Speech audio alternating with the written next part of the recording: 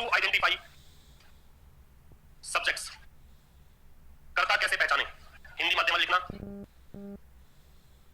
अंग्रेजी माध्यम में लिखो हाउ टू आइडेंटिफाई सब्जेक्ट्स। इसका मतलब काम करने वाला सब्जेक्ट होता है, ये कह रहे हो। तो इट इज हॉट टुडे, इस वाक्य में बताओ सब्जेक्ट इट और काम क्या कर रहा है, कह रहा हॉट कर दिया काम कर। इसमें तो कोई है ही नहीं सब्जेक्ट, मतलब इसमें तो तुम कह रहे हो करता, वो करता तो है ही नहीं, फिर भी सब्जेक्ट तो ये है, ये सब्जेक्ट है लेकिन करता नहीं है। दो अलग अलग चीजें होती हैं, एक होता है सब्जेक्ट, एक होता है डूअर, DOER। डूअर होता है वो होता है करता, और सब्जेक्ट को ग्रामर की भाषा में बोलते हैं उद्देश्य। विषय मान लो, उद्देश्य मान लो, एक होता है विधेय प्रेडिकेट। अभी रेनन मार्टिन पढ़ी हो आपने, बुक आती है रेड कलर की, देखिए आपने जिंदगी में कभी भी रेनन मार्टिन नाम से बुक आती है, नहीं देखिए कभी। इसका पहला चैप्टर है सब्जेक्ट एंड प्रेडिकेट निकालना। तो मैं आपको समझाना ये चाह रहा हूं कि आप वो परिभाषा सीखो जो आपको याद नहीं हो। सब्जेक्ट वो होगा जिसको देखकर वर्ब लगाएंगे, समझना। एक सेंटेंस में लिखा इट इज हॉट टुडे, एक सब्जेक्ट में एक वाक्य लिख दूं मैं, there are 500 students in the class. एक लिख दूं मैं, ही हैज टेकन ब्रंच। एक लिख दूं मैं, शी विल लर्न इंग्लिश। इन सब सेंटेंस में आपको सब्जेक्ट निकालना है। तो परिभाषा ये समझना, सब्जेक्ट वो होगा जिसको देखकर क्या लगा रखे हो, क्रिया। क्रिया समझते हो, यहाँ पे क्रिया इज है, दूसरे में क्रिया क्या है, तीसरे में क्या है, फोर्थ में क्या है। अब आप बताओ कि पहले में इज है, वो किसको देखकर लग रही है, हॉट को देखकर, किसको देखकर, टुडे को देखकर, तो ये आपका सब्जेक्ट हो गया। दूसरे में किसको देखकर, देयर को देखकर नहीं लग रही। अगर देयर को देखकर लगेगी तो मैं यहाँ लिखूं there is one teacher in the class, तो फिर वो टीचर को देख के इज भी तो आ सकता है। तो यहाँ पे स्टूडेंट्स को देख के लग रही है। तो एक तो वो मिसकंसेप्शन, तो तुम्हारा भ्रम होता है कि हमेशा सब्जेक्ट शुरू में ही मिलता है, वो निकाल देना। ऐसा नहीं है कि शुरुआत में हम लोगों ने क्या समझ रखा है, कैसे रखी है, पहला शब्द सब्जेक्ट, दूसरा शब्द वर्ब, तीसरा शब्द ऑब्जेक्ट, बात खत्म, अंग्रेजी खत्म। ये कुछ नहीं होता है ना। हमेशा ध्यान रखें कि जिसको देखकर वर्ब लगेगी वो क्या होगा, सब्जेक्ट। तो ये स्टूडेंट्स को देख के आ रहे हैं, हैज किसको देखकर है, और विल लर्न इसका सब्जेक्ट क्या है, शी। समझ आ रही बात। तो सब्जेक्ट वो होगा जिसको देखकर क्या लगा सकते हो, वर्ब। लिखो इस बात को। ऐसे शब्द जिनके अनुसार वर्ब्स यूज की जाती हैं, ऐसे शब्द जिनके अनुसार वर्ब्स यूज की जाती हैं सब्जेक्ट्स कहलाते हैं। Subject took, taken, take took, learn, learn, T लगाना है, या लर्नेड कर दो, लर्नेड, और थर्ड फॉर्म भी लर्न या लर्नेड। लर्न का मतलब सीखना, और टेक का मतलब लेना, तो मतलब लो। क्या बोलेंगे इंग्लिश में, डोंट टेक, रिश्वत तो क्या बोलेंगे, ये वर्ड्स तो आपको आने चाहिए, जिंदगी में काम आएंगे। ब्राइब, रिश्वत, ब्राइब मतलब रिश्वत। इस बी को डी लगा दो, तो इतना एक्साइटेड कैसे है? अगर बी के स्थान पे डी लगा दोगे तो बन जाएगा दुल्हन। तो ध्यान रखना, मैंने एक क्लास में एक बैच अभी शुरू किया था कुछ दिनों पहले, उसमें लिखवा दिया मैं रिश्वत नहीं लूंगा, I will not take bride. वो भाई शादी नहीं करेगा, किसने कहा, तू ही कह रहा है। ब्राइड मतलब रिश्वत, और अगर बी के स्थान पे डी होगा तो दुल्हन। दुल्हा क्या होता है, bride groom, GROOM, bride groom, दुल्हा। और जी की जगह होता बी, ग्रूम तो होता झाड़ू। जी के स्थान पे होता है बी, तो क्या हो जाएगा, झाड़ू। ये बीच की बातें जो होती है ना, वही इंपॉर्टेंट बातें हैं, कहीं पर पूछी जा सकती हैं आपसे, पढ़ना इसको। ब्रेकफास्ट, ब्रेकफास्ट नहीं होता, breakfast plus lunch equals to brunch, breakfast plus lunch equals to brunch. जैसे Virat plus Anushka equals to, अब समझ में, तुम भी नाम वही रखना जो तुम्हारा जुड़ सके, कहीं पे जुड़ते नहीं, कोशिश करते रह जाते हैं। Breakfast plus lunch equals to brunch. ये तो फास्ट होता है ना, फास्ट उपवास। रात को जैसे 10 बजे सो गए और सुबह उठे 5 बजे, तो 10 से 5 7 आवर्स का जो आपका उपवास है, कुछ नहीं खाया, कुछ नहीं पिया, और सुबह उठने के बाद जो पहली चीज आप लोगे है ना, वो बनेगा ब्रेकफास्ट। वो आपके उपवास को तोड़ने वाला होता है, इसलिए नाम पड़ा ब्रेकफास्ट, नाश्ता, ऐसे बनता है। इस प्रकार के वर्ड्स को पोर्ट मोंटेग्यू बोलते हैं। ये ब्लेंड वर्ड्स होते हैं, दो वर्ड्स को मिलाकर बनते हैं। जैसे एक होता है मोटेल, मोटेल का मतलब होता है मोटर प्लस होटल। ऐसा होटल जहां पे मोटर कार पार्किंग की जगह हो, उसको बोलते हैं मोटेल। इंग्लैंड वगैरह में देखेंगे आप तो ये मोटेल बहुत प्रचलित है। हम लोग तो नहीं नाम, मैंने एक जगह आप मोटेल क्यों रखा, मेरी मर्जी, मुझे भी लगा मेरी मर्जी। तो यहाँ तो अंग्रेजी का बड़ा रखा पता नहीं है, बाकी मोटेल का मतलब होता है मोटर प्लस होटल। इस होटल को अमेरिका में होटल पढ़ते हैं, वो इस स्पेलिंग को यहां से पढ़ते हैं, एच नहीं पढ़ते, होटल। आइडेंटिफाई ऑब्जेक्ट्स, हिंदी माध्यम में लिखो ऑब्जेक्ट्स कैसे पहचाने। He is living in London.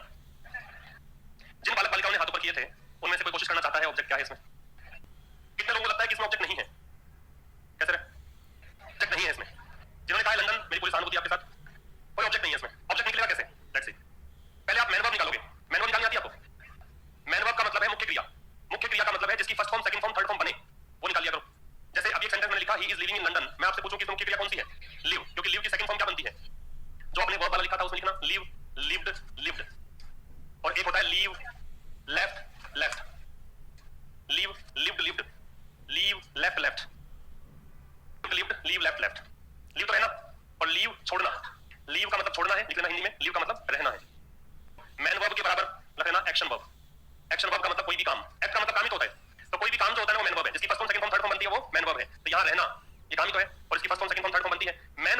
Question पूछोगे, एक तो पूछोगे व्हाट से, अब ये प्रश्न करना भी आपको आना चाहिए, एक पूछोगे होम से। होम का मतलब तो क्या होता है, किसे, किसको, ठीक है, और व्हाट का मतलब क्या।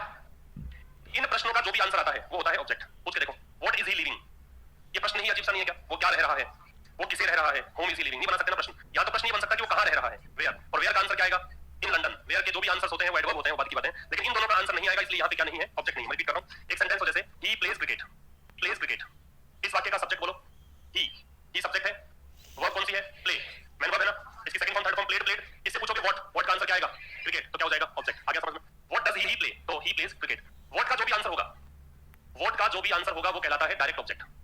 कौन सा ऑब्जेक्ट, और डायरेक्ट ऑब्जेक्ट जनरली होते हैं नॉन लिविंग थिंग्स, मतलब वस्तुएं। डायरेक्ट ऑब्जेक्ट जनरली क्या होती हैं, नॉन लिविंग। और जो होम का आंसर होता है, होम का आंसर होगा वो क्या होता है, इनडायरेक्ट ऑब्जेक्ट, और इनडायरेक्ट ऑब्जेक्ट जनरली क्या होता है, लिविंग।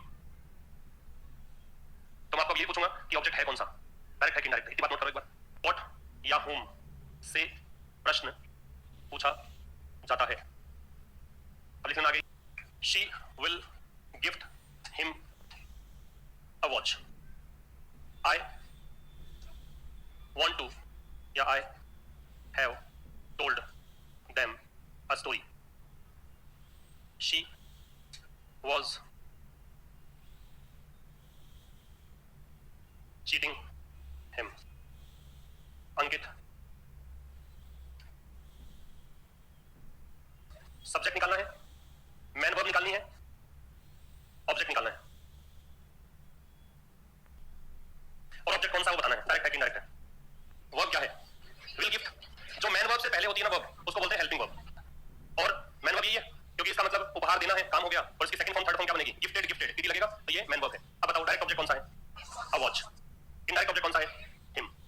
इतने बच्चों को समझ में नहीं आया, किसको आ गया, बीच वाले जिनको हाथ ऊपर नहीं है वो समझ रहे हो, नहीं पता लगे ना तो पूछ लेना। पहले सेकंड सेंटेंस में बोलो सब्जेक्ट क्या है, हेल्पिंग वर्ब क्या है, मैन वर्ब क्या है। अब टोल्ड की तीनों फॉर्म्स करोगे तो टेल होती है फर्स्ट फॉर्म, टोल्ड होती है सेकंड फॉर्म, और टोल्ड होती है, ये आपको अगर आती हो तो बहुत बढ़िया, नहीं पता तो लिखना है।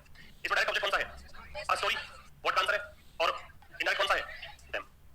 तीसरे सेंटेंस में शी सब्जेक्ट हो गया, वॉज क्या है, हेल्पिंग वर्ब, चीटिंग क्या है, मैन वर्ब, हिम कौन सा ऑब्जेक्ट है, इनडायरेक्ट ऑब्जेक्ट है क्योंकि होम का आंसर है ना, और सजीव है हिम। अंकित क्या हो गया, सब्जेक्ट, सोल्ड क्या हो गया, मैन वर्ब, आपके पास हेल्पिंग वर्ब तो है ही नहीं। अच्छा, इसकी सेकंड फॉर्म थर्ड फॉर्म करोगे तो सेल फर्स्ट फॉर्म है, सोल्ड सेकंड फॉर्म है, सोल्ड थर्ड फॉर्म है, सेल सोल्ड सोल्ड।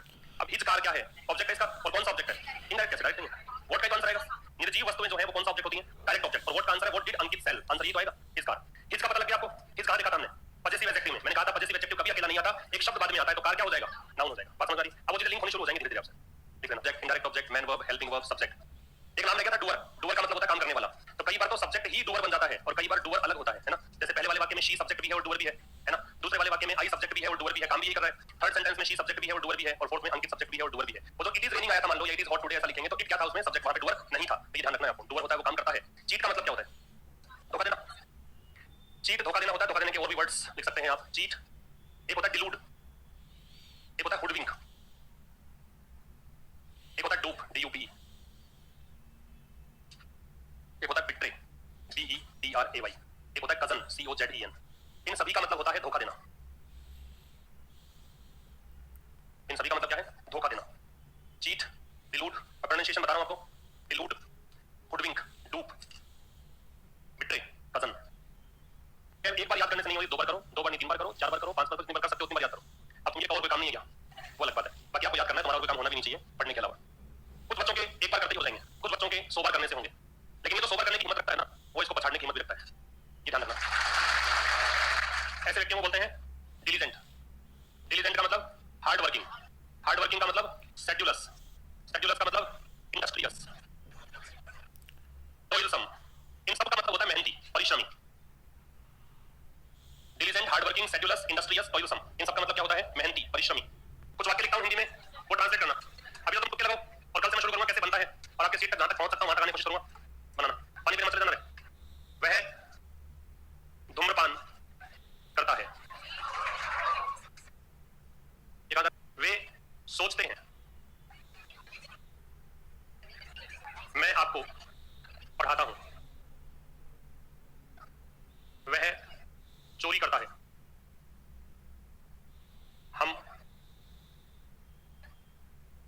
किताबें पढ़ते हैं।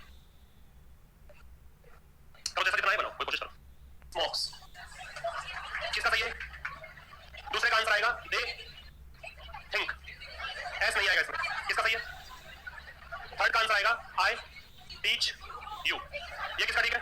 गुड। चोरी करने को बोलते हैं स्टील, ही स्टील्स। और जो आपने वर्ड्स लिखी थी वहां पे लिख लेना, स्टील फर्स्ट फॉर्म होती है, स्टोल सेकंड फॉर्म होती है, स्टोलन कौन सी form? Third form. Steal, stole, stolen, ये फॉर्म लिख लो। चोर जो होता है उसको थीफ बोलते हैं, चोरी करने को क्या बोलते हैं? स्टील। थीफ का मतलब है चोर। कुछ ने लिखा थीव्स, THIEVES, ये बहुवचन है इसका, ये प्लूरल है चोर का, थीफ का प्लूरल है। एक होता है स्टील और एक होता है पिल्फर। एक तो क्या होता है? स्टील, एक क्या होता है? पिल्फर। स्टील का मतलब चोरी करना और पिल्फर का मतलब होता है छोटी मोटी चोरी करना, जैसे पेन का ढक्कन ले जाए, छोटी मोटी चोरी करना। हाँ वैसा ही, हाँ वैसा ही। पढ़ने के लिए रीड बुक्स। ये किसका सही हुआ? अब आप ये समझो कि ट्रांसलेशन 5 प्रश्न तो आएंगे आपके इंग्लिश वाले सेक्शन में, एक पैराग्राफ आएगा 10 नंबर का हिंदी वाले में। तो ये पहली अनिवार्यता है कि तुम्हें ट्रांसलेशन आए। कुछ बच्चों को ऐसे लगेगा कि ये क्या चीज है, बाद में सीख लेंगे ऐसे वैसे। मैं कह रहा हूं फंस जाओगे। ये आपको 1 साल 1.5 साल की मेहनत से आएगा, एकदम से नहीं आएगा। तो मैं कह रहा हूं वैसे बनाते चलो, धीरे धीरे बड़े बड़े सेंटेंस बना पाओगे और एक बार आ जाएगा तो मतलब हो जाएगा। फिर ये सेकंड फॉर्म होती है स्वम, थर्ड फॉर्म होती है स्वम। स्विम, स्वम, स्वम क्या मतलब होता है? तैरना। इसकी सेकंड फॉर्म बनती है फ्लोटेड, फ्लोटेड। इसका मतलब क्या होता है? तैरना। स्विम, स्वम, स्वम, फ्लोट, फ्लोटेड, फ्लोटेड, दोनों का तैरना होता है। अंतर क्या है? ये होता है लिविंग का तैरना, कोई सजीव तैरे तो आएगा स्विम, कोई निर्जीव तैरे तो आएगा फ्लोट। नॉन लिविंग का तैरना फ्लोट कहलाता है। अगर कोई सजीव तैरता है तो क्या कहलाएगा? स्विम। कोई निर्जीव तैरता हो तो क्या कहलाएगा? फ्लोट। ये डिफरेंस है। स्विम का ऑपोजिट है ड्रोन। ड्रोन की सेकंड फॉर्म बनती है ड्रोन्ड और थर्ड फॉर्म भी क्या बनती है? ड्रोन्ड। इसका मतलब होता है डूबना। डूबना किसका? लिविंग का। और सिंक है, ये है फ्लोट का ऑपोजिट। सिंक की सेकंड फॉर्म बनती है सैंक, थर्ड फॉर्म क्या बनती है? संक। ये भी डूबना होता है और ये किसका डूबना है? नॉन लिविंग का। जैसे अंग्रेजी की पुस्तक डूबे तो सिंक, मास्टर डूब जाए तो ड्रोन, ऐसे याद रखना। ठीक है, thank you, see you tomorrow.